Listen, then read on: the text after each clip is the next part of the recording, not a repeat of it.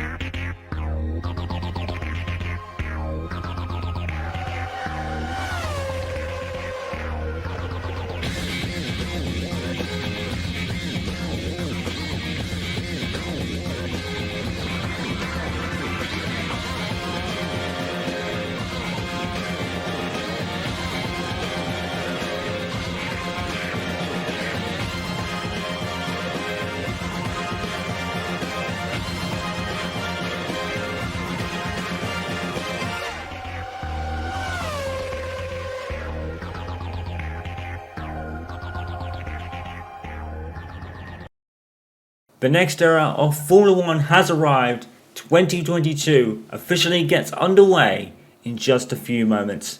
Good morning everyone, welcome to the Bahrain International Circuit. I'm Mr. McCarthy of YouTube and Twitch TV, and eagerly anticipated excitement doesn't even begin to cover the feeling around the circuit this morning as we are gearing up for the green light in the official pre-season test here this morning. Formula 1 2022 is just moments away from getting underway for real. This is it. Unlike the shakedown test session last month where the cars ran FOM show cars with 2022 specifications on their cars, this is it. This is the official pre-season test with all the 11 teams, and that is 11 with 22 drivers, the largest field since 2016. They all run it proper today. This is the final cars that have been launching over the past month from the 11 teams. This is their cars that they will run for the 2022 Formula 1 season. And as we said, eagerly anticipated excitement doesn't begin to cover it. I'm joined here by Aaron Henwood, our lead commentator of the season, that we will bring in just a moment. But before we do any of that, before we even turn a wheel, we still have the kind of important matter of the 2021 season to sort out. And we looks like, according to this statement, it will be officially sorted out. In simple terms, Max Verstappen is still the 2021 World Drivers' Champion. The Abu Dhabi Grand Prix of last season finished with a huge controversy cloud over its head, and inquiry and all sorts of differing opinions on social media and beyond have really been the most talking point before we even got to the pre-season shakedown in February. The inquiry was still ongoing at that point. It's just finished, and we've received this statement from the FIA. In simple terms, as we said, Max Verstappen is the 2021 World Drivers' Champion. The Abu Dhabi Grand Prix did finish under human error circumstances as the procedure was right at the wrong timings. And basically, even though that was the case, the race has concluded and cannot and will not be changed. Max Verstappen won the 2021 Abu Dhabi Grand Prix and thus is world champion for 2021. That's official, and Max Verstappen will be able to run the number one on his car throughout the 2022 season. But whether Max Verstappen will still be champion by the end of 2022 remains to be seen, because today Ferrari launched their C-spec power unit, and if the rumours are to be believed, it could be the year of the prancing horse, and also could be massive improvements for their customer teams Alfa Romeo and Haas. The B-spec power unit wasn't too shabby, was it, last season? It powered Carlos Sainz to his first F1 win in France, just a race after it was introduced in Azerbaijan, and then later in the year powered Haas to their first F1 win, and also the first F1 win of the hugely talented Aiden Jackson.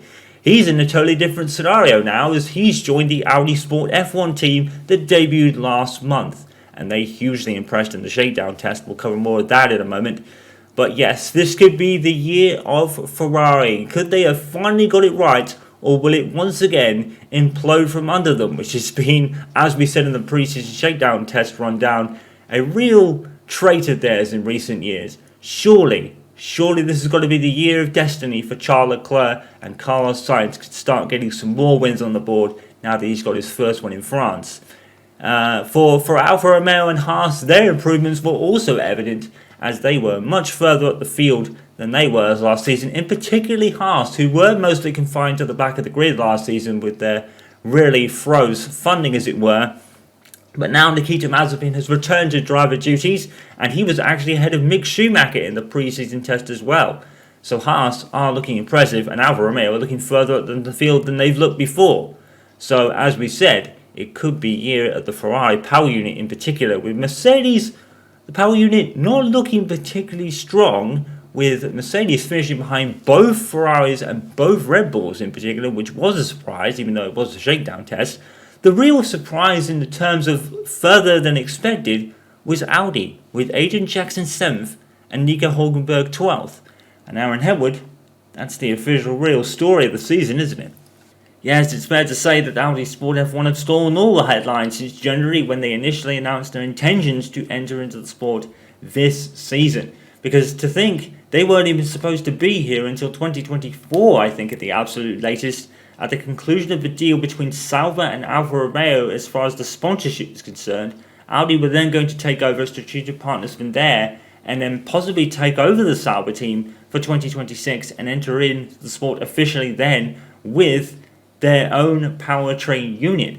But of course now they're here with us today, and they have two very capable drivers already on board. And as we said during the rundown, they had the personnel, they had the car, it was almost all ready to go. But the only real pitfall was the powertrain unit. They have not brought that forward with them, but in came Mercedes with an offer to power them, with the clause that Aiden Jackson will be one of their drivers. And judging by the pre-season shakedown test, they may have struck gold with that kid already. Of course, he's already a race winner for 2021 at Monza against the odds, so they already have a race winner on board, and the vastly experienced Nico Hulkenberg, who still has unfinished business with the sport after being somewhat unfairly dropped in 2019 by Renault, and then making subsequent appearances for Racing Point / Aston Martin over the last couple of years.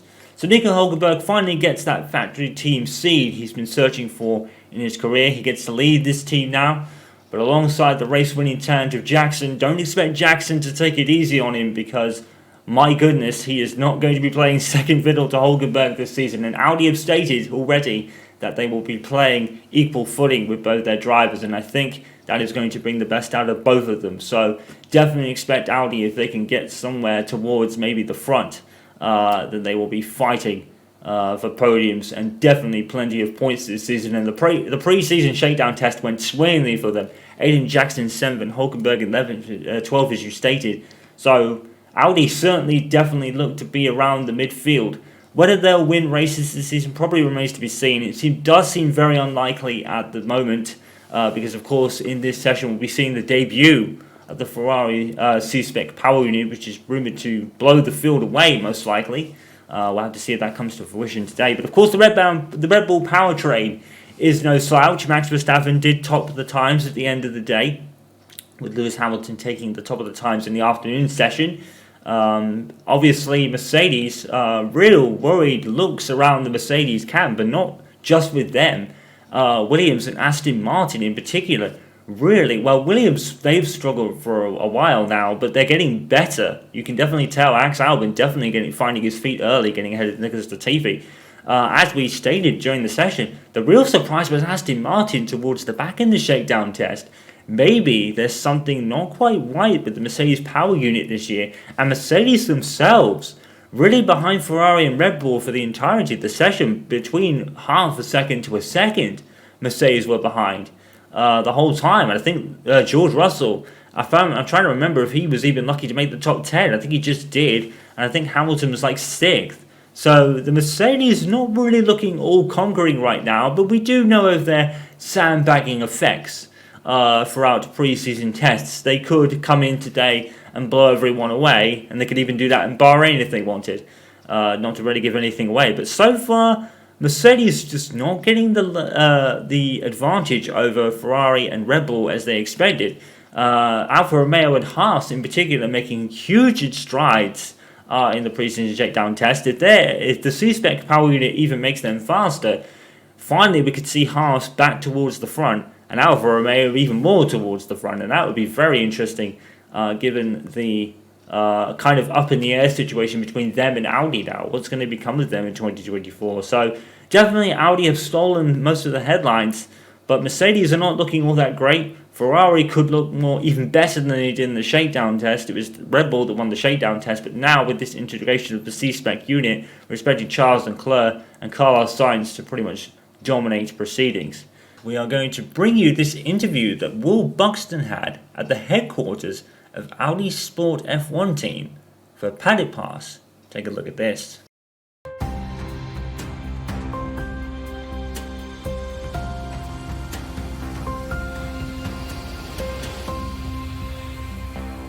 Hello folks, and welcome to this, a very special edition of Paddock Pass. We're here at the headquarters of Formula One's newest team for an exclusive first look at what they will be bringing to the sport. It's always an exciting moment to welcome a new team onto the grid. However, what makes this occasion a little more special is how strikingly different the cars are this year. Yep, the long-awaited new regulations are finally here, and with them, the start of the next era of Formula One. The 2022 season ushers in a change of direction to the regulations aimed at promoting closer racing, with new aero additions in the form of swooping front and rear wings, along with the new eye-catching 18-inch low-profile tyres that will push tyre technology to the limit. So then, the question remains as to whether this team can grasp the opportunity before them with both hands and lead the charge against the rest of the paddock. We'll find out soon enough, as the new season is just about to begin. But first, let's see the unveiling of the team's car and meet the owner of the brand new Formula One team.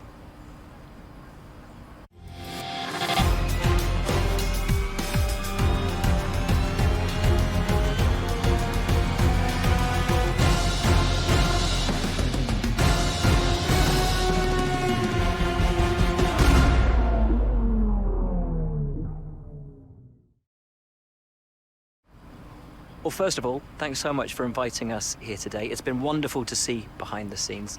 As you might expect, I've got about 1 million questions, so let's jump straight in.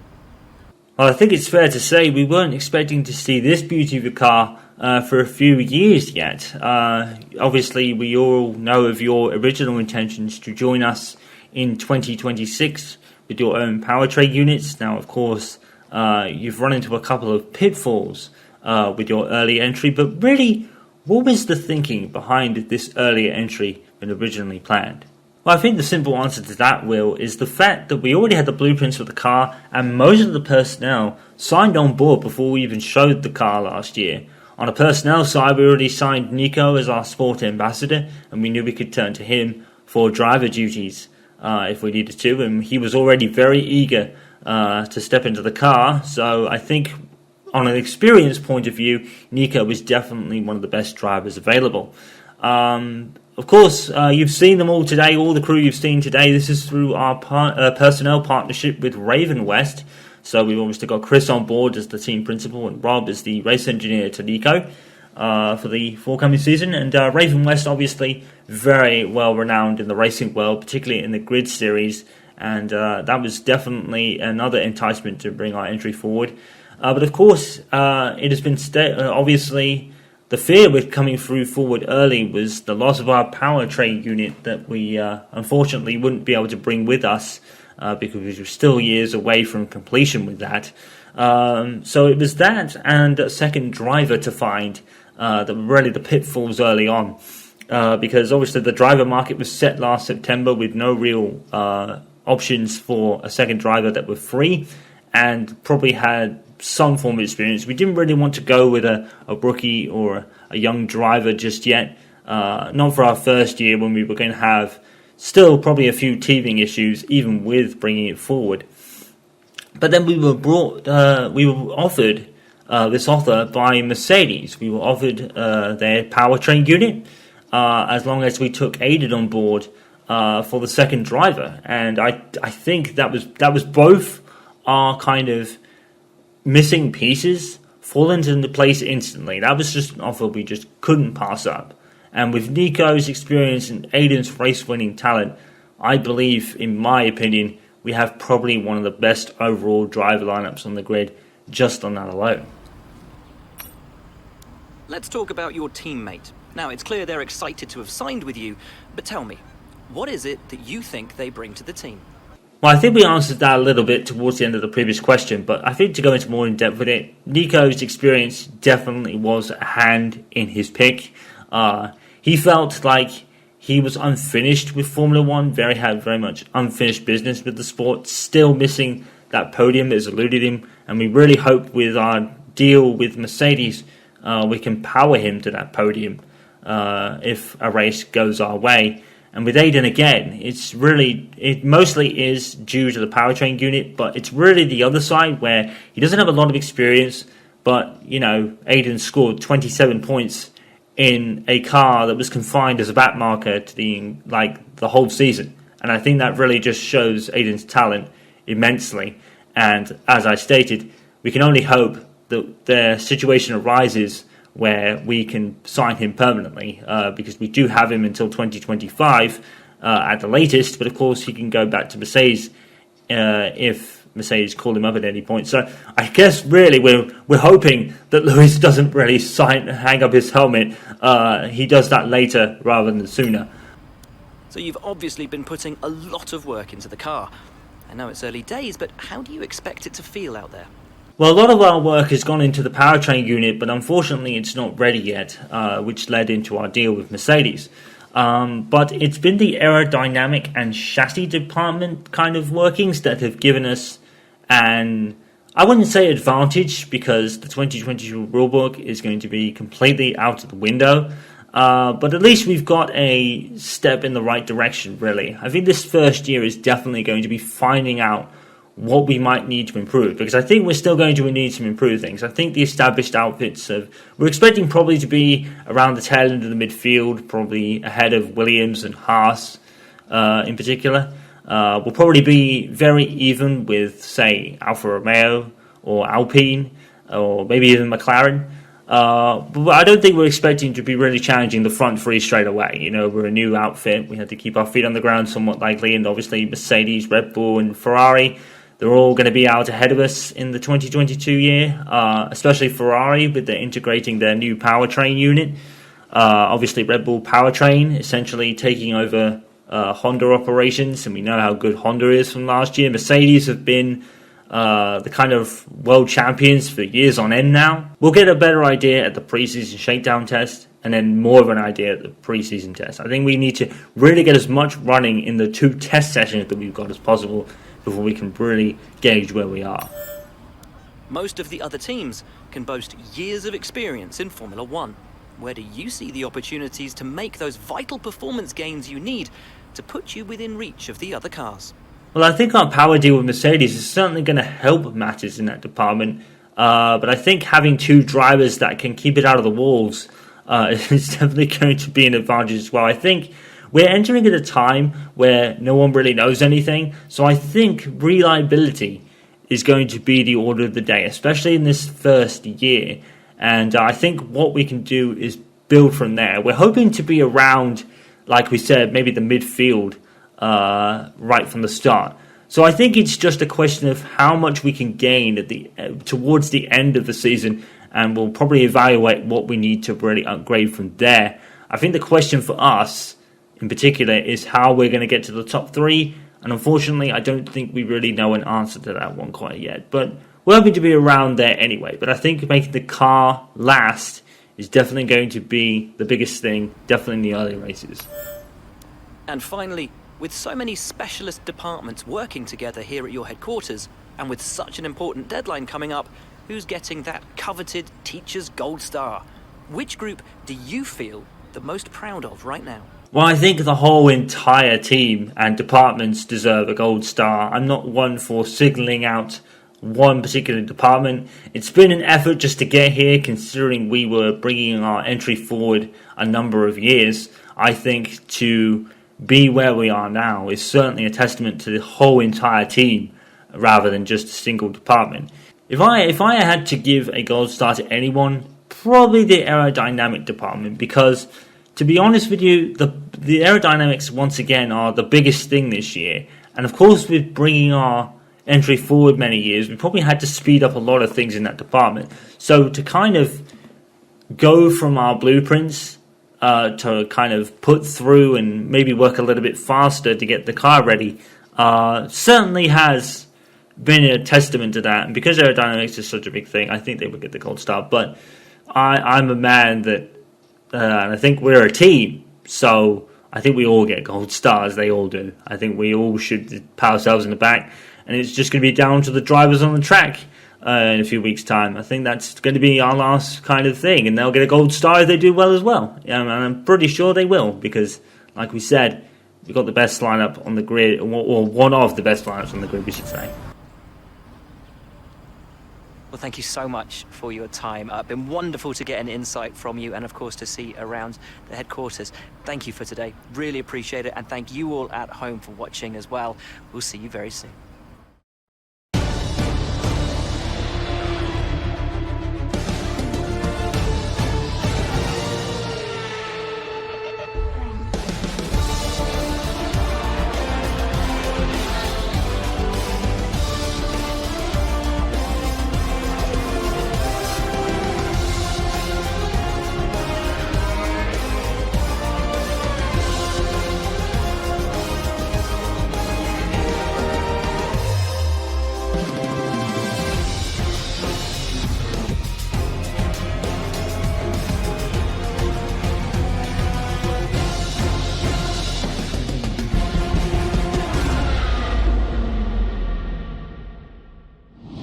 New rules and regulations, new race direction format, brand new calendar with a new Grand Prix in Miami, new sprint race format with a new points system, a new point system for race completion percentages, new drivers, new team, new cars, new number one, and maybe, just maybe, a brand new champion at the end of it all. The rules for 2021 in Formula 1 are very simple. Everything is new in this new era. But one thing that hasn't changed is who's in the commentary booth. It's Aaron Henwood, and it's over to you. Thank you, Chaos. Good morning, everyone. Welcome to Formula 1 in 2022, where the first page of the newest era of the sport is about to be written. And if our theories are correct, it could be very, very red by the end of today, because Ferrari and the customer teams, Alfa Romeo and Haas, will be all running the debut of the C-spec power unit, rumored to be a huge upgrade over its predecessors and maybe just the advantage over Red Bull powertrain and Mercedes, and of course Renault in the back of the Alpines. Red Bull powertrain will be a particular notice because they won the pre-season shakedown test with Max Verstappen leading the way at the end of the day, followed by the Ferraris of Charles Leclerc and Carlos Sainz. Mercedes, very worried looks on the faces around the camp this morning, because it is rumoured that the Mercedes power unit may not be able to keep up, not just with the Ferrari, but maybe Red Bull powertrain as well. There's fears that it might not even be as good as the Audi, or the Alpine rather, of Alonso and Ocon. I mentioned Audi because there's one Audi already on the track. That's Aiden Jackson joining the new look Audi F1 team for this season, alongside the vastly experienced Nico Hulkenberg. We also have a McLaren, that's Lando Norris out there. And here it is, all ready to show their supposed dominance perhaps. Carlos Sainz in the Ferrari. Many years at the Red Bull family with Toro Rosso. A stint with Renault, a stint with McLaren. Has his patience finally paid off, and he has a car capable of scoring and adding to the one win he got at France last year. As did this man, scoring his first F1 win, Aiden Jackson, who against the odds at Monza gave the Ferrari B-spec unit its second win of the season. Yes, it probably doesn't look all that impressive, just 2 wins out of the many races the Ferrari B-spec unit ran last year, but the C-spec unit, if we are to be believed, will score many over the course of this season. The real question is, where will Max Verstappen end up at the end of today? He will be running the number one on his car, as it was confirmed earlier today that the inquiry has finished into the 2021 controversial finale in Abu Dhabi, and the race result will not be changed. Thus, Max Verstappen is the 2021 World Drivers' Champion. Almost, well, that is really a certainty in an official sense, but whether it will end the debates, it's very unlikely. But in an official sense, he is allowed to have his number one on the car for the rest of the season, and possibly beyond if he can make it so. But he's got to beat the mighty Ferraris first. But we won't really know much about that until the end of today, maybe. A raft of regulation changes have hit the sport in the newest era since 2017, the biggest shake-up to the rules and regulations since 2017.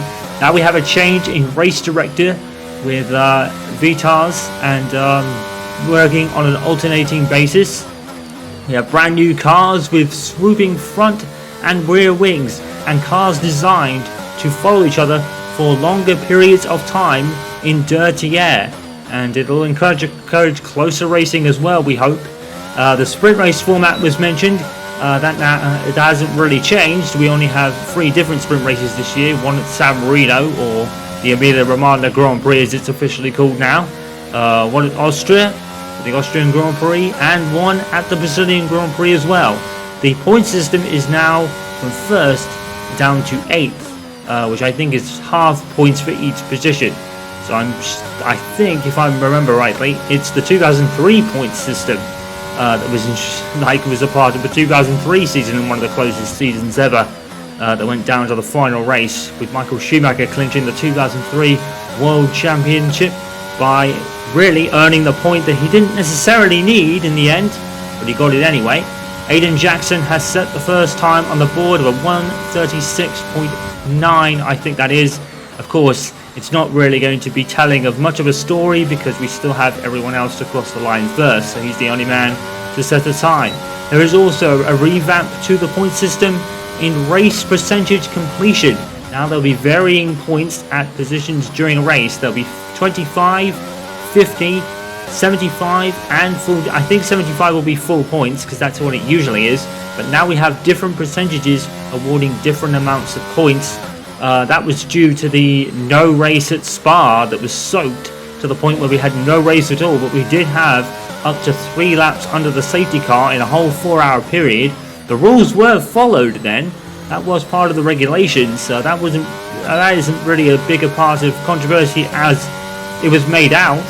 The rules were followed on that occasion. It's Abu Dhabi that everyone seems to have a kind of their own issue and stance with in terms of who won that race and who was the world champion at the end of the night. It did officially go to Max Verstappen, as the FI have stated, even though they have put it under human error conditions, but because there's no foul play on the part of Max Verstappen, he gets to keep the championship. It was really beyond his control. All he was doing was his job, driving the car, which I stated in the pre-season shakedown show at the beginning of that day. Aiden Jackson is continuing his run, and speaking on Aiden Jackson, there is a revamp of course to the safety car procedure. Now the procedure will be completed and there'll be no certain cars being able to unlap themselves. It will be the entire field, and there also will be no pulling alongside the car in front of you that Max Verstappen made famous in the Abu Dhabi finale, and Jackson did many times as well. So Jackson and Verstappen, if they're behind a car, they must stay behind the car now and not pull up alongside the man in front. It's not really something that gave Jackson or Verstappen a distinct advantage because you're not allowed to pass until the start-finish line anyway. So it's not something that was really giving them a distinct advantage, but it has been addressed regardless. So a raft of not only changes on the technical regulations but the sporting regulations as well, and it really sets the stage for what could be one of the greatest seasons in Formula 1 history. But are we going to have another domination era just with a different team? Are Ferrari about to rediscover their dominant form in the early 2000s, and maybe in 2017 to some degree as well, before Hamilton's fight back towards Sebastian Vettel at the end of the season? Vettel looked like walking at that point, but unfortunately lost out after a bit of a slump at the end of the season, which was unusual for Sebastian at the time. Normally Sebastian in his title winning years would come good towards the end of the season. In 2017 and 2018 in particular, the reverse happened. Jackson is going even faster, a 1:34.7 the time is now. He's setting the benchmark in the Mercedes powered Audi car, that is correct. As we said in the shakedown test rundown, Audi have a deal with Mercedes to be powered as long as Aiden Jackson is part of that team, unless Jackson does get the call up to Mercedes to be most likely Hamilton's replacement at any point in the near future. But such is the commitment of Lewis Hamilton, even after one of the most tightest battles he has ever been a part of, at least since 2016. He is still committed to be trying for that record of 7 world championships. He's still tied on 7 with the great Michael Schumacher, with Verstappen maybe just delaying the inevitable for a year perhaps. We'll have to see at the end of the day whether the Mercedes power unit can stand up to the Ferrari and even the Red Bull powertrain. And as we said earlier, there's worries that many of the Mercedes powered cars might not even be able to beat the Alpines. But Audi really kind of allayed those fears, with Jackson in 7th and Hulkenberg in 12th. Audi Sport F1 team looking like a very much an established midfield outfit. And of course, with their partnership backing in terms of employing most of the crew from the Raven West Racing Company, the famous Raven West Racing Company from Grid Championships, kind of dipping their toes into Formula 1 in terms of their personnel as far as they're concerned. Team principal Chris Reitman, race engineer Rob D in particular on board. Rob D, the race engineer to Nico Hulkenberg, while Mark Priestley takes the deal, the same kind of position for Aiden Jackson. So we have our first number 1 on the car since 2014 with Sebastian Vettel, ironically in a Red Bull. The last time that happened was obviously back then, so we have our number 1 back on the car after many years of not seeing it, as Rosberg had retired at the end of 2016 and Hamilton decided to stick with his number, which was his prerogative. It was his choice to do so. So we didn't see the number 1 for many years. Now it's back on the car with Max Verstappen and in the Red Bull, and it has been confirmed that it will stay there at least until the end of this season. But if Ferrari have their way, that might change very quickly. This is the season of destiny for Charles Leclerc and Carlos Sainz in particular, and Ferrari. They've gone so many years without a championship after coming tantalizingly close to a degree in 2017 and 2018 with Sebastian Vettel. And this is interesting. Mick Schumacher in the new look Haas is in 3rd position, already ahead of the TV, but behind Alexander Albon. And Mick Schumacher was turning heads for all the wrong reasons, because his teammate Nikita Mazepin was actually ahead of him in the pre-season shakedown test. So it's going to be interesting whether that trend continues today, and whether Haas really, that puts Schumacher under immense pressure, because that'll be 2 rookies that Schumacher's not been able to really compete with. Because last year, of course, Aiden Jackson took 3 points and a race win, putting his total to 27. I think that was Hulkenberg ahead of his teammate Jackson there, as Jackson lowered the bar even further. Now it's a 1:34.2. The Audi is looking fast in terms of the Williams and the Haas anyway. We haven't seen any times from Carlos Sainz yet, who is still there out on the track. Nothing representative anyway. And that's the same case for Lando Norris as well. So, did you get all that? And of course, not forgetting the 18-inch high-profile tyres that were tested and tried in Formula 2 and make their debut in Formula 1 this year as well. It's a lot of information. You do have a lot of time to process it. We are just, I think, 10 to 12 days from the start of the 2022 Formula 1 season, as Nicholas Latifi has jumped ahead of Schumacher in the standings there on the hard tyres. And, well, Schumacher's just bettered his time, fortunately. I was going to say that really isn't the greatest of looks. But Mick has improved. Jackson going for a slide there. And that was really highlighted during the pre-season shakedown test, that Audi have very much a diva-type car, with Jackson trying to really just gain his own control of it more often than not. He was really just struggling with the handling of the car. It's a vastly different car for everybody though. So Jackson is in the same boat as everybody else. Everybody else is also experiencing these cars.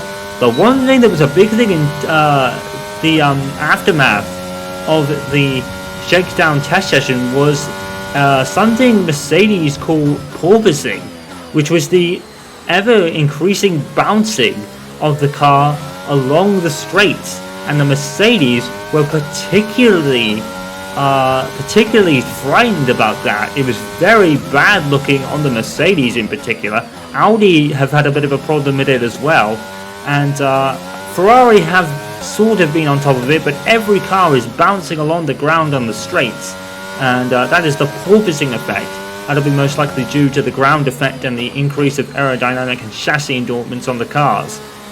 Jackson struggling again with that car. He cannot get round turn 9 without going into a slide. The car just fishtailing at the faintest touch on the wheel and the throttle from Jackson there. He really can't throw the car in like he used to. You're going to have to adjust to that. From now on, I think it's just a long run from Jackson. Seems to be doing the opposite to what he did in the shakedown test. He started on the hard tyres. Of course, he had to come in for car damage to the underfloor diffuser in the early part of that session, and then came out later on the hard tyres to finish that run, and then he was much faster on the medium set of tyres going into P7. Currently, he is top of the board, and he's ahead of Zhou Guan Yu, who has just set the second fastest time, so the times are starting to come in now, and that's interesting. Even with the Ferrari C-spec power unit, Zhou is still behind Jackson there. So I think that just proves how good of a lap Jackson had in the early stages there. Now it's just about gathering some track knowledge. He's still struggling with the handling out of the car. It is dancing around, and Jackson just cannot get to grips with it at the moment. So he's probably going to have to rein in his style slightly because it doesn't suit to the characteristics of these cars. But it's something that Audi have got plenty of time to get on top of.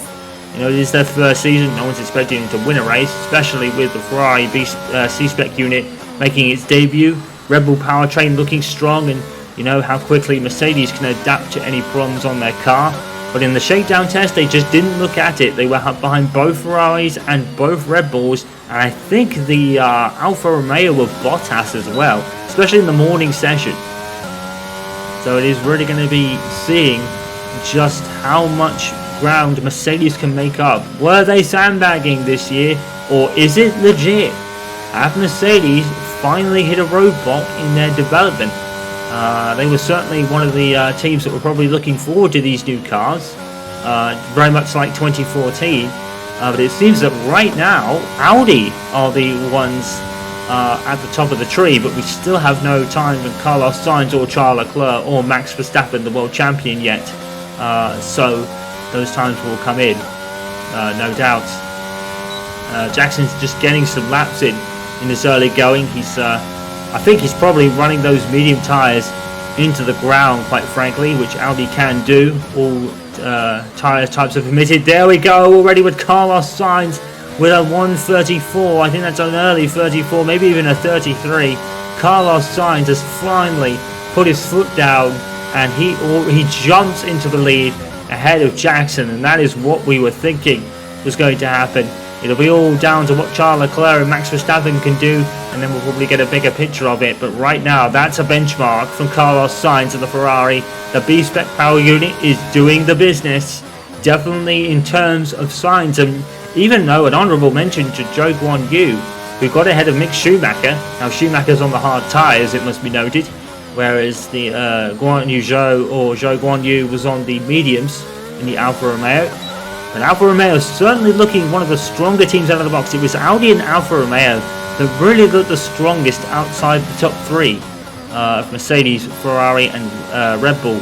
And then they were followed by, I think it was Bottas and Zhou Guan Yu, and then Jackson, I believe. So Audi and Alfa Romeo definitely looking some of the strongest of the midfield teams. McLaren certainly not at the race. The Mercedes-powered cars outside of Mercedes themselves also struggling.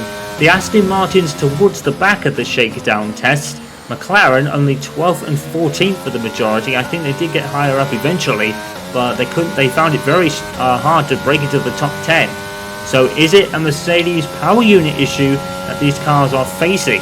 But for Audi, they'll take anything they can possibly get. It is their first season. It's going to be a bit of an unknown scenario really for them. They're not really going to know anything because they have a lot of last year's data from the power unit, but not much else aside from that. So for now, it's strange because if we look at the likes of Mercedes and Aston Martin in particular, we'll say they're struggling.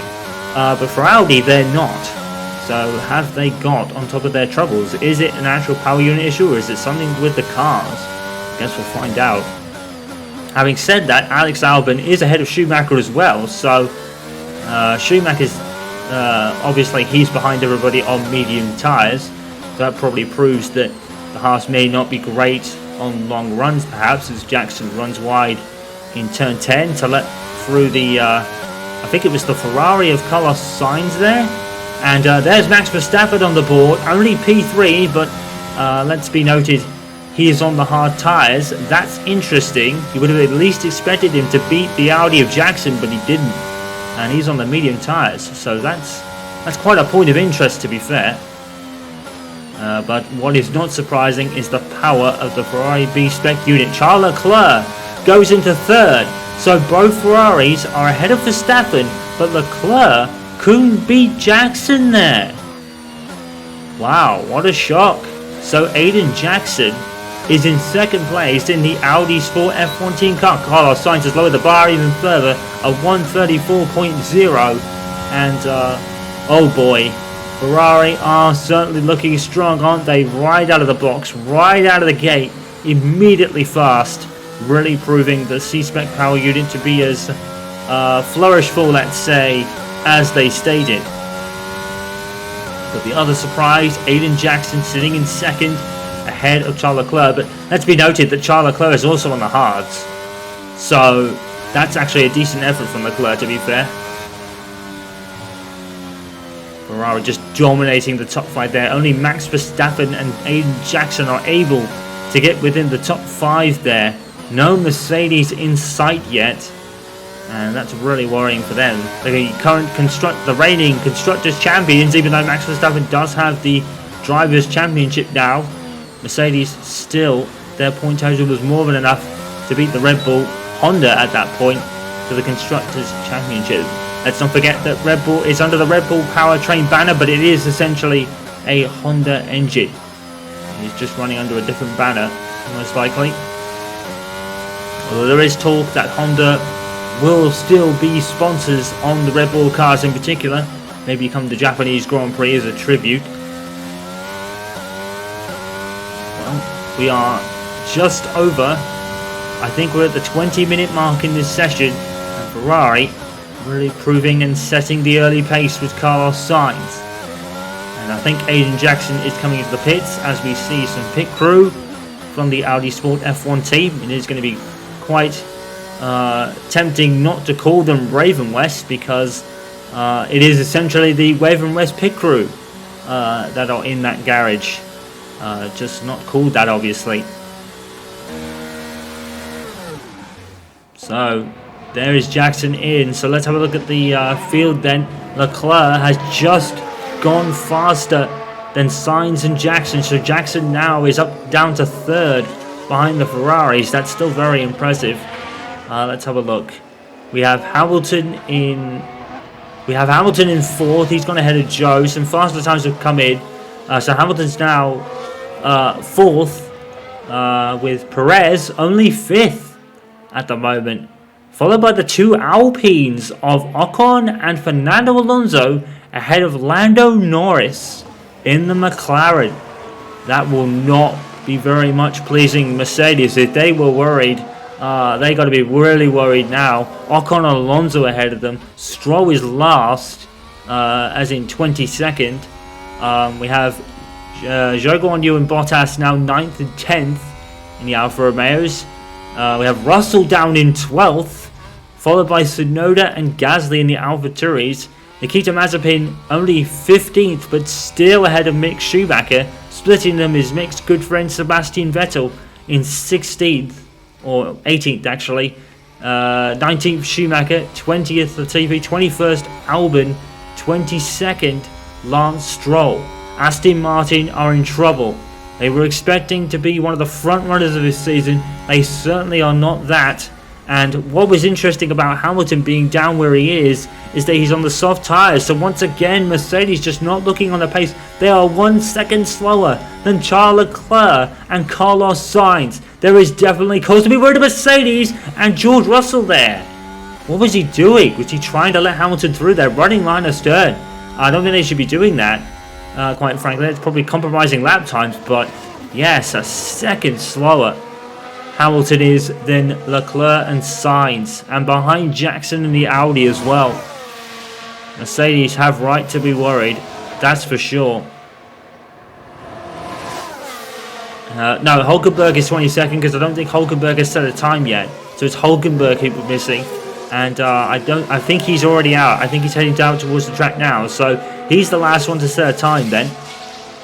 We actually forgot about him for a moment. Sorry, Nico. And there he is. He is coming out of the pits. He's on the hard tyres, so he's going for the Jackson strategy that he ran in the shakedown test, where he came out on the hards first. So Nico Hulkenberg has always wanted a factory seat, the chance to lead a team in a factory kind of outfit. And even though Audi is not full 100%, 98% is certainly not a bad number. So he is getting the seat he wanted, really.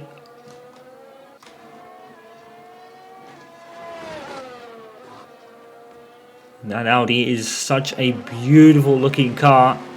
Certainly won the best livery of the season contest when every car launched. And even though this is the same Audi but launched last year during the summer break, of course. This was the concept livery. They stuck with it. Hulkenberg choosing his yellow helmet for this season. Aiden Jackson running his same helmet from last year as well. He's changed it slightly. He's got a grey ring to represent both Mercedes and Audi, really. And they will be called Audi Sport F1 Team. There'll be no Mercedes during the mention when we go on board with them, for example.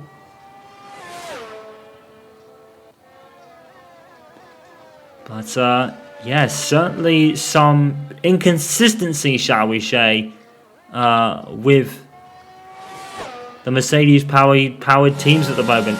You've got Hulkenberg and Jackson doing particularly well. You've got Hamilton out of position and a second slower than the Ferraris. Russell even worse. And then Aston Martin down towards the back. What a disappointment that must be for Aston Martin. They were really one of the teams that really expected to make a step up this year. And maybe Sebastian Vettel is going to have one of those justification years in why he's retiring at the end of the season. I think it's reached the point for poor Seb where he's really just had enough after really 2 or 3 really below par years by his standards. Not from him personally, a lot of it was bad luck in 2018 and 17 in particular, and 2019 for that matter. 2020 was just a horrible car by Ferrari. 2021 and was an improvement slightly, but not really slightly. It didn't bring Vettel back to winning ways, unfortunately for him. And he caused an absolute meltdown by curating an Instagram account. We know that Sebastian is not a man to be on social media, but his post was the only one he'll probably ever make, announcing his retirement or announcing this season will be his last, unless he gets an offer from Audi, which probably wouldn't be likely. Hulkenberg P10 in the Audi on the hard tyres. That is an impressive tie by Nico Hulkenberg. This Audi looks fast.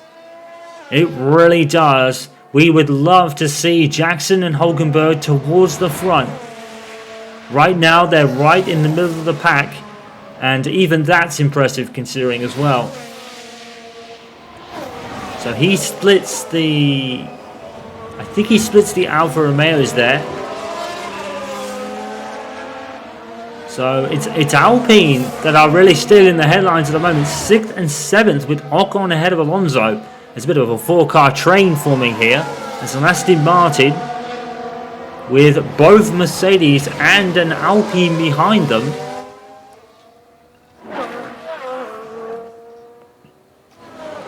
Not sure who that is. There's Zhou Guan Yu running in 9th.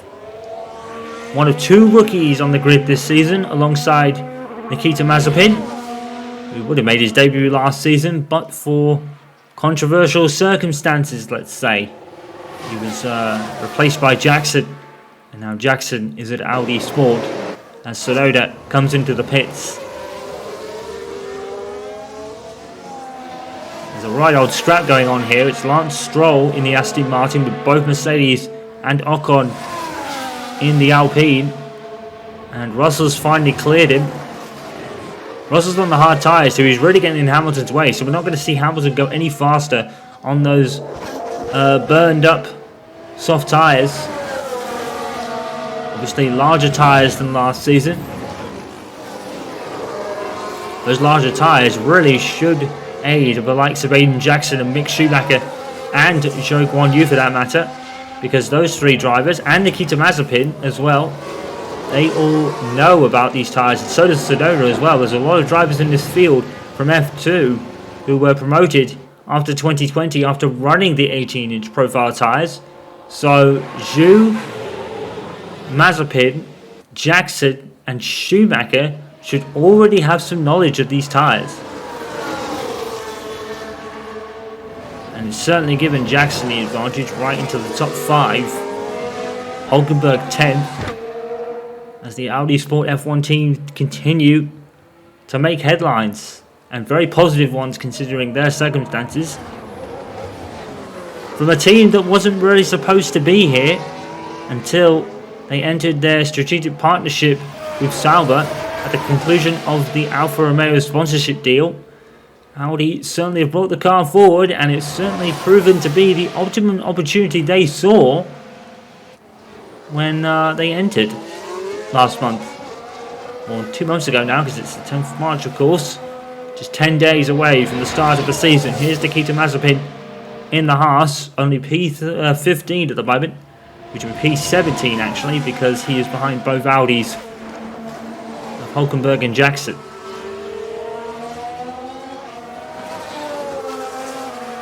So that leaves Schumacher in P19, again behind Mazepin. Well, considering Haas's status last year, this is an improvement. Of course, it is only by about maybe a second or two, which is not really helping them right now. As Schumacher makes his way back into his pit box. Mazepin is ahead of him again. If Schumacher's morale was rock bottom after being thumped by Aiden Jackson last year,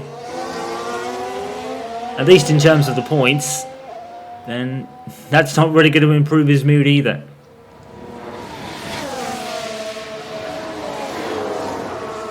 Mazepin has got Alonso, I think, behind him, who's training his teammate Ocon at the moment. So, while Alpine have made strides going into this test, Aston Martin haven't really improved much at all. In fact, they're worse because Stroll is behind both Williams of Latifi and Albon, who unfortunately the Williams cars still look to be the back markers of the season again, sadly. We want Williams a lot further up the field than they are. It is a shame. And Sainz is coming out again for Ferrari. And it is 0.027 between the Ferraris of Leclerc and Sainz, with Verstappen, Jackson, Hamilton, Perez, Ocon, Alonso, Norris, Zhou and Bottas, or Hulkenberg actually. That's your top 10.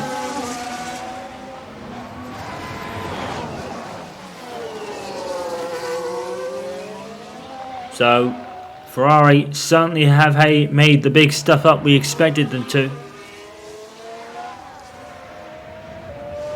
So down in 5th on the soft tyres. He's going to be going no faster. Got some different looking. We've got a different looking TV graphics package this year. Certainly is one of the best that there has been in a while. A lot more data in this one. And slow down now. Okay. I think if Sainz goes any slower, he's going to stop.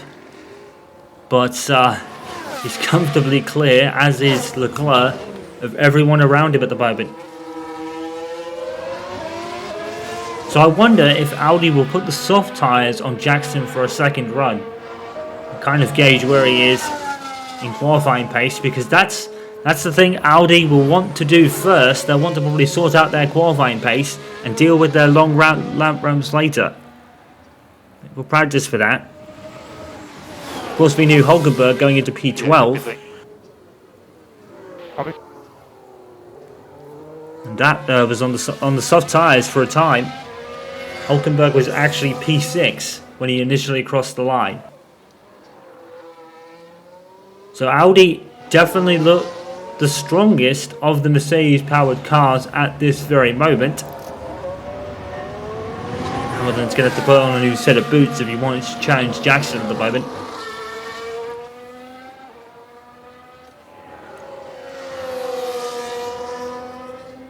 So there is a sprinkle of spark from McLaren. Lando Norris there in P8.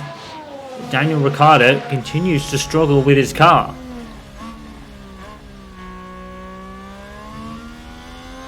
Well, here's the Alfa Romeo with Bottas. It certainly is a much improved vehicle, the Alfa Romeo. Bottas is now on the medium tyres. So I believe now the Alfa Romeos will move up the field. Bottas across the line. I don't think he improved. I think it's an outlap. According to the sectors graph we have on the left of your screen, Alex Albon is lighting up the screen. He's going green in both sectors at the moment. So Albon is improving. What a kind of coup that would be if he got ahead of Mick Schumacher. Someone better go into the Haas garage and tell Mick to get on with it, because it's not a great look for him at the moment, down in P19. And Albon goes P13. What a lap by Albon in the Williams. The returnee. After a year on the sidelines, after being dropped by Red Bull in 2020, Alex Albon, fantastic lap. On the soft tyres, mind you, but still. That's a good lap from Albon. That'll put some smiles back on the Mercedes faces. And he's going green again, Albon. Bottas is also going green in the first sector. The times are tumbling now. He's currently 11th behind Hulkenberg in the Audi car. No sign of the Ferraris yet. Just chilling in the garage at the moment, because I think their work is mostly done. I think they've proved their pace. Bottas is green in sector 2. This is going to be an improvement for sure. Here he comes. Across the line. It feels like qualifying all over again. No improvement from Bottas. I think he beat Hulkenberg though. And Zhou Guanyu as well. I think Zhou Guanyu is going to P10, so Hulkenberg's now 11th. Vettel is improved in sector 2, although I think he's on an outlap, to be fair. Albon is slower in sector 2. That's a shame.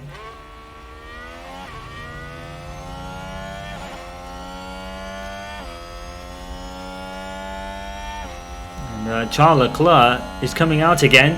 Albon's gone up to P12. Alex Albon has beat George Russell in the Mercedes. Oh my word.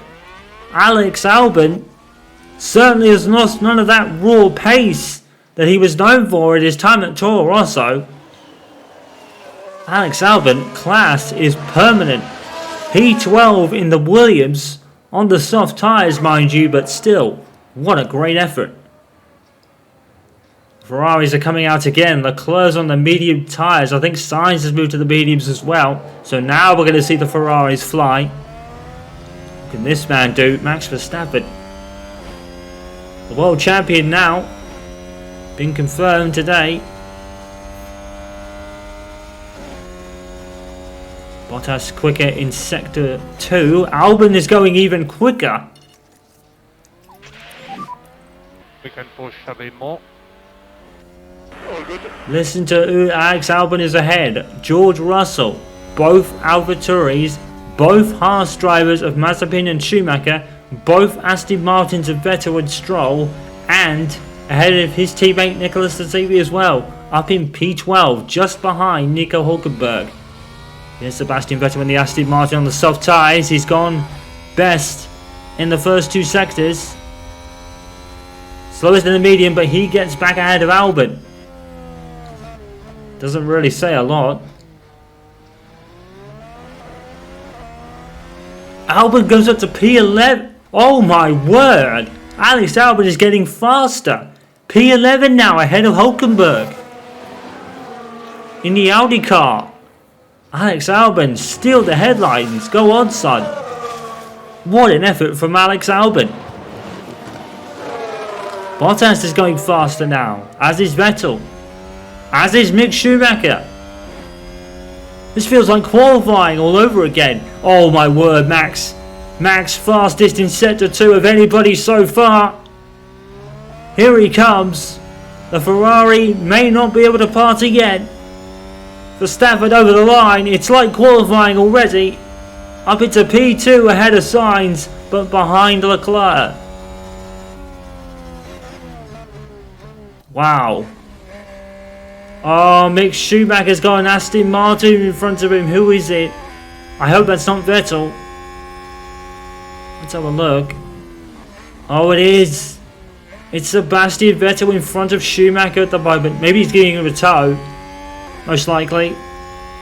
Verstappen, fastest man in sector 1. This is an absolute cracking session. This is only a test. Ferraris need to up their pace then, because Max is onto them. A tow from Mick Schumacher. This might really help him. P8 for Mick Schumacher. That's much more like it. Mick Schumacher is 8th, ahead of Hulkenberg, ahead of Bottas, and ahead of Norris. He is the 3rd best placed Ferrari car on this field at the moment. And push. Copy. And Ferrari are worried about Verstappen. They're telling Leclerc to push. Copy. Oh my. This feels like qualifying. Oh. This is incredible stuff. This is even before we've even told that we were officially in practice yet. Sainz is being told to push as well. Here's Nikita Mazepin. He's just been set a benchmark he didn't expect. He beat Schumacher in the shakedown, but he's not beating him at the moment. He's 20th. So Schumacher then is ahead of both Alfa Romeos, Hulkenberg. Jackson's still sitting in the top 5. I think he's 4th ahead of Hamilton. Verstappen quickest in sector 1 on the last lap, but he didn't beat Leclerc. Leclerc's on quicker than he's ever been before. He's the top time already. Mazepin going into his fastest, or faster than he's been in sector 1. Russell is as well. Russell's dropped down to P16. Vettel and Albon having a right scrap over P13. Alex Albon, credit to Alex Albon. He's having a fantastic time up there. Fortunately, doesn't improve. Here's Leclerc, fastest man in sector 2 and sector 3. He's just extended his advantage. A 1:34.8. We should slow down. And that puts him... Is that 4 attempts up on Verstappen? Sainz is being held up by a Haas. I'm assuming that's Mazepin.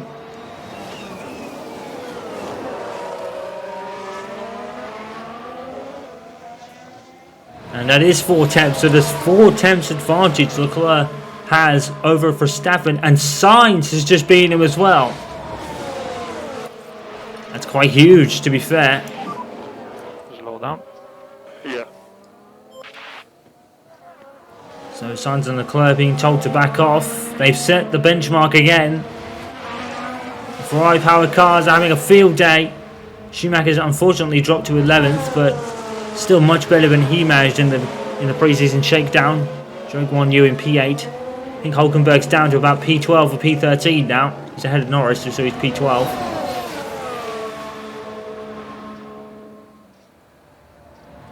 Still a great effort from the Audis though. Russell's gone P4, so Jackson's now down to 6th. Still ahead of Perez. Although I think Perez has just beaten him. So Jackson's now 7th. Which is where he was in the pre-season shakedown test session. This man Alex Albon certainly hasn't lost his pace, but will the car be up to it? That'll be the question. Russell ahead of Hamilton now.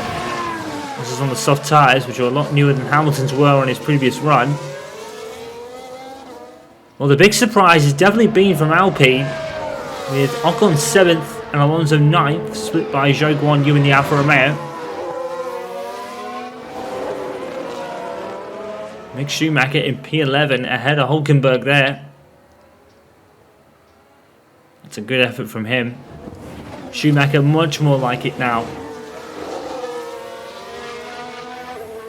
Definitely not one to blame for Haas's shortcomings last year, even if Jackson did set the world alight in that car.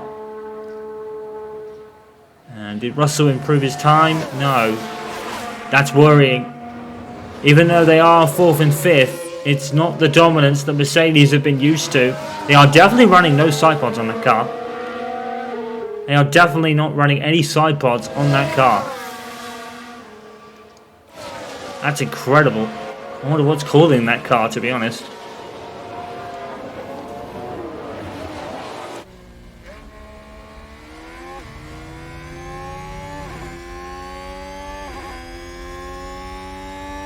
Well, here's Schumacher again. Will he improve? I think he probably had that first lap.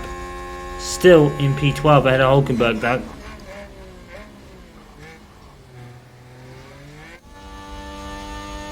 And Zhou Guanyu has gone into P7 now. So I think that puts him just behind Jackson, I think. So the Ferrari power unit definitely is top dog today, as we expected.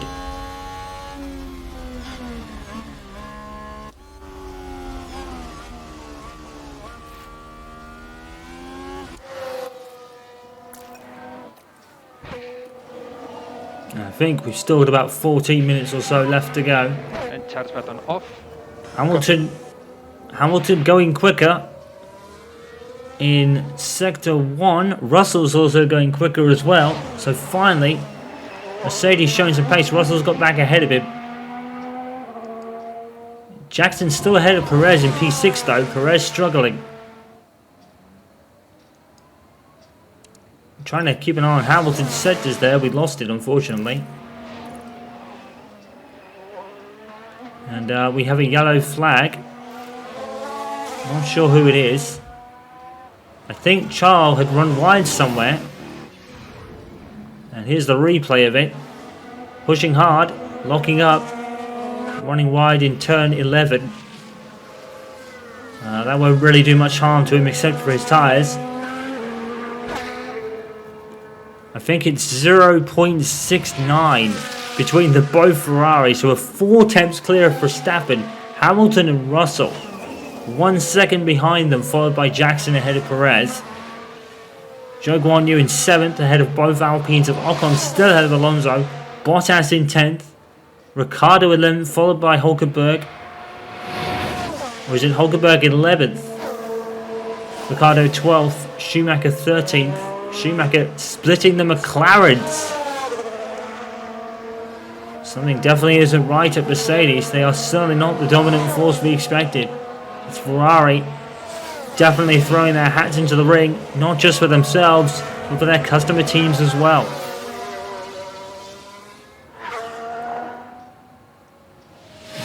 wonderful performance from Leclerc and Sainz, and it's going to be very close between these two for the whole year, I think.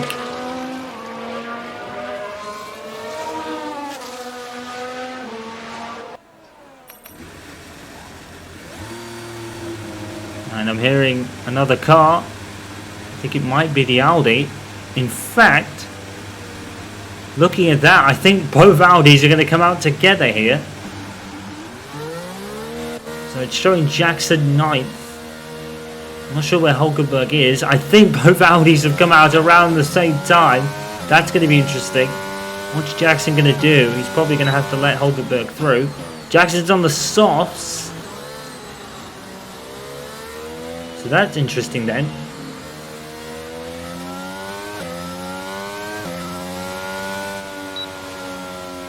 And he does let Hulkenberg through. He's slowing down. So team leader goes first at Audi. I won't be surprised if we might see that a lot. I hope we don't, because it would really be holding Jackson back. Maybe not in the races. Maybe we won't see that. I hope not. It's not how Jackson operates, for sure. Well, Jackson's sitting in 9th at the moment. He's on the soft tyres now. I think Hulkenberg's on the mediums. So they've gone with the Jackson strap from the pre-season test.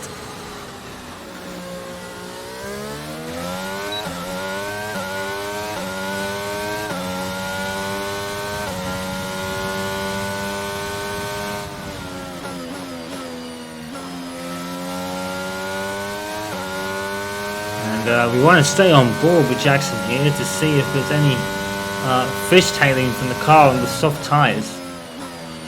He didn't run the soft tyres in the pre-season test, although that's what made his P7 all the more impressive.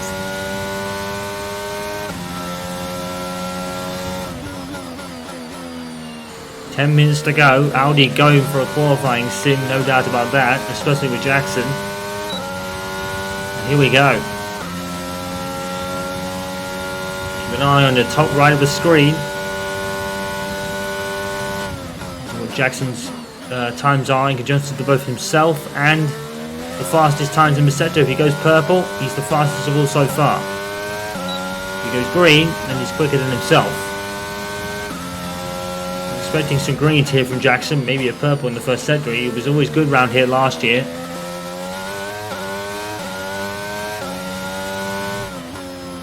Green from Jackson in the first sector, probably to be expected.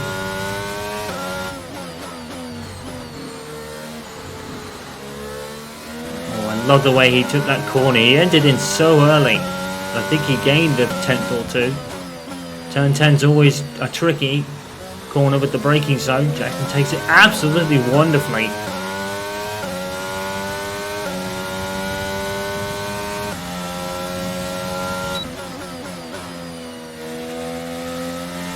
And the car is hooked up to Jackson's liking. He can throw the car out. Oh, a bit of a fishtail out of that one.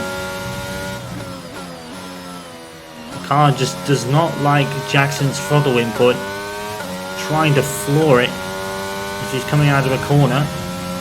He still looks like he's going to improve though, Aiden. Wonderfully taken. Once Audi get to grips with this car and stop the sliding around, Jackson will be able to throw it around again. And we got into P10. Audi have both broken the top 10. Hulkenberg's just gone 8th. So Audi, both Audi sport cars are in the top 10, everyone. Hulkenberg on the mediums. This Audi is fast. It's not in conjunction with the top 3 on the grid, but Audi look to be leading the way in the midfield this year. They might even score an unlikely podium. If a race goes their way and the top players have a lot of trouble, Audi may have a chance if they can put themselves in that position. Right now, they're looking the part. I think Hulkenberg's just gone quicker, or someone has. They put Jackson down to 11th. I think it's Ocon.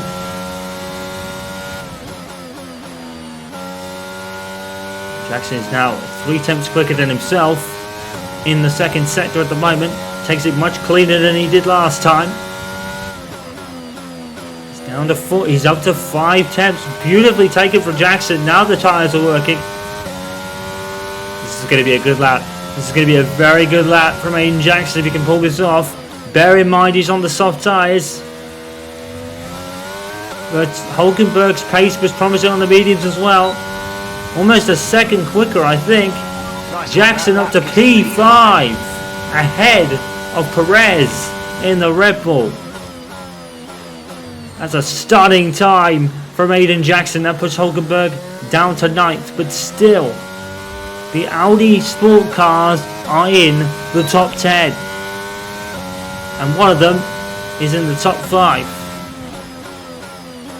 Ahead of Perez, ahead of Bottas, ahead of both Mercedes.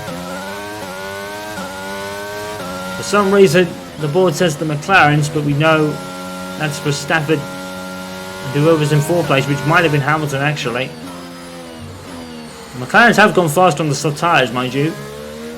But, well, if there is worries about the Mercedes power unit, Audi Sports certainly aren't feeling them. Because they are right probably where they were expected to be.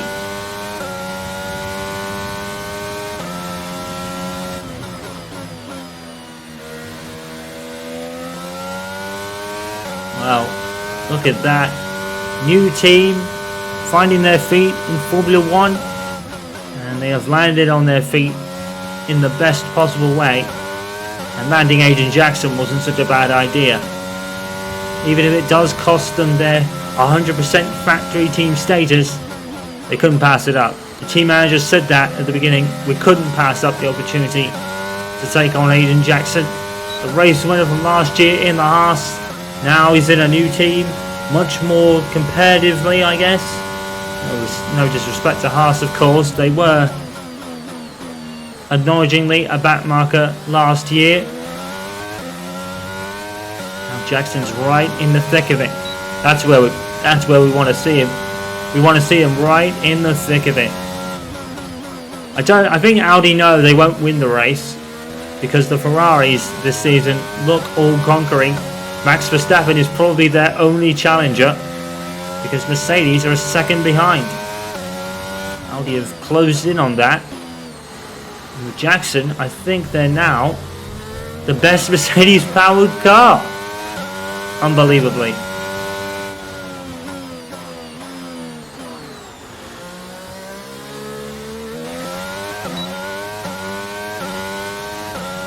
was absolutely wonderful to see.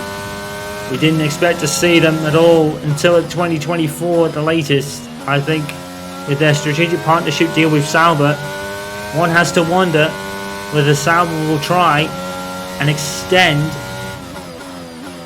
the deal with Alfa Romeo now that Audi are already here.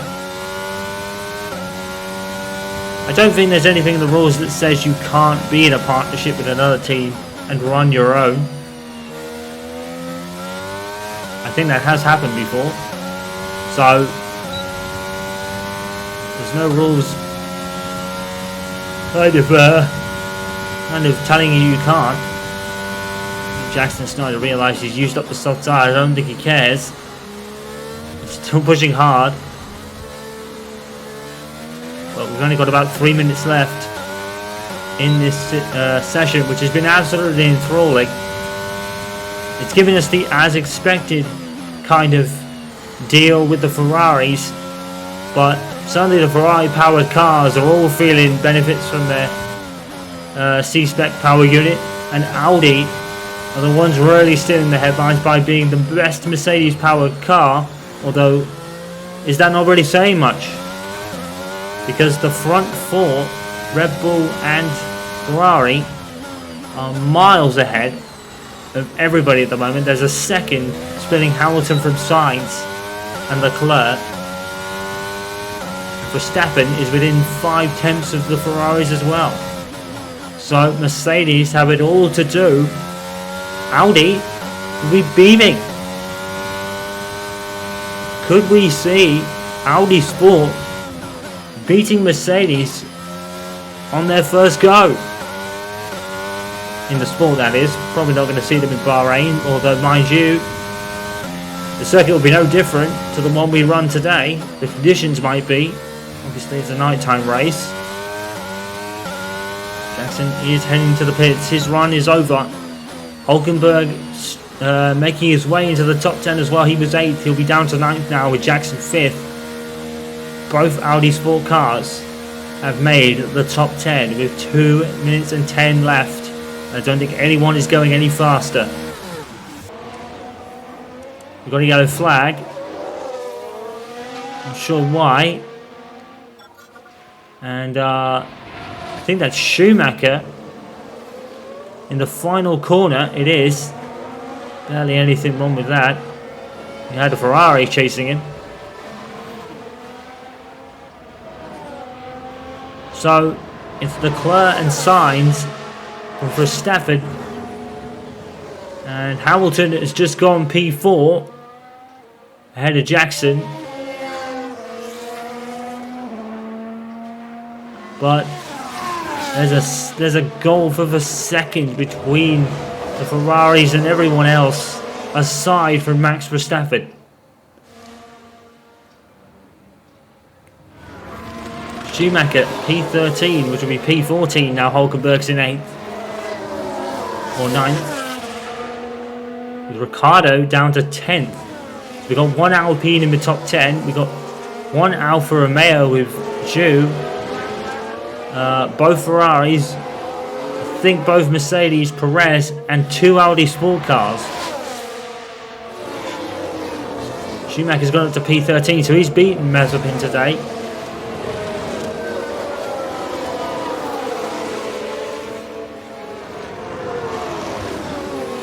So, at the end of the session, both Ferraris have made good on their promise.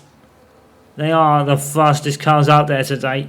Followed by Verstappen, Hamilton, Jackson, Russell, Perez, Zhou Guan Yu, Ocon, Hulkenberg, Ricciardo, Alonso, Bottas, Gasly, Schumacher, Norris, Mazepin, Vettel, Stroll, Albon, Tsunoda, and Nicholas Latifi. Alex Albon, credit to him, in 20th place, getting ahead of AlphaTauri. Williams definitely looking on the up, but unfortunately, Williams are still too slow to be challenging even the midfield at the moment. Sad to see. We need to see Williams further the grid in the future, that's for sure. But they certainly are on the upward trajectory. It's win-win for Ferrari. Charles Leclerc and Carlos Sainz absolutely dominating the day, with Max Verstappen, their closest challenger, only 4 tenths behind. And then there's a gulf between the Ferraris and Lewis Hamilton of a second. Hamilton was challenging for the title a year ago. He was going for his 8th championship to put him ahead of the great Michael Schumacher. He won the Bahrain Grand Prix after Max Verstappen was ordered to give it the place back due to track limit infringements. What a difference a year has made. Hamilton is a second behind the chasing pack. If that continues, it's going to be a long year for Mercedes, and we never thought we'd say that. At the beginning of the turbo hybrid era, no one could beat them. There's no sandbagging this year. Ferrari and Verstappen look to be the main protagonists for the 2022 championship. Of course, we could get here in a couple of weeks' time and it all could change again. But this is a test session that's been official, and it's given us definitely a page. And at the end of the first race, I think we'll have the clearest picture of them all. What a session by Ferrari. And they even had Zhou Guan Yu get into the top 10 as well. Improvement for Haas and Mick Schumacher. Going into 14th or 15th behind Jackson and Hulkenberg, who both made the top 10. Perez, very much slower than even Hamilton and Jackson there. With Ocon in 8th, Hulkenberg 9th, and Ricciardo in 10th. So Ocon certainly shows some pace for the Alpines there. But yes, win-win for Ferrari. That went exactly as expected, and guess what? Neither Ferrari ran the soft tyres. So if that's their pace on the mediums, then on the softs in qualifying, they might be just unstoppable. They really are looking the part, and Audi Sport F1 certainly can be happy with their efforts as well. They're definitely going to be the stars in the midfield. Bahrain Grand Prix is next in just 10 days time. We'll see you then. Ferrari on top by a long way.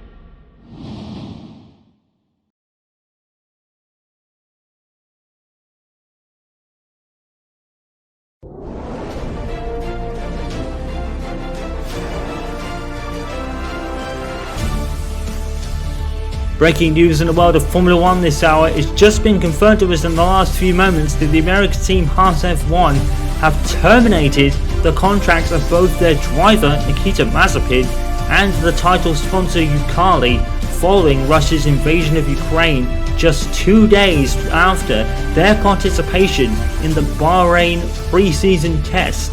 This leaves Haas with just 9 days to find a replacement driver before the start of the 2022 Formula 1 season. Nothing has been announced yet, but sources say that most likely replacement candidate is, of all people, Kevin Magnussen, who was dropped from the team at the end of the 2020 season.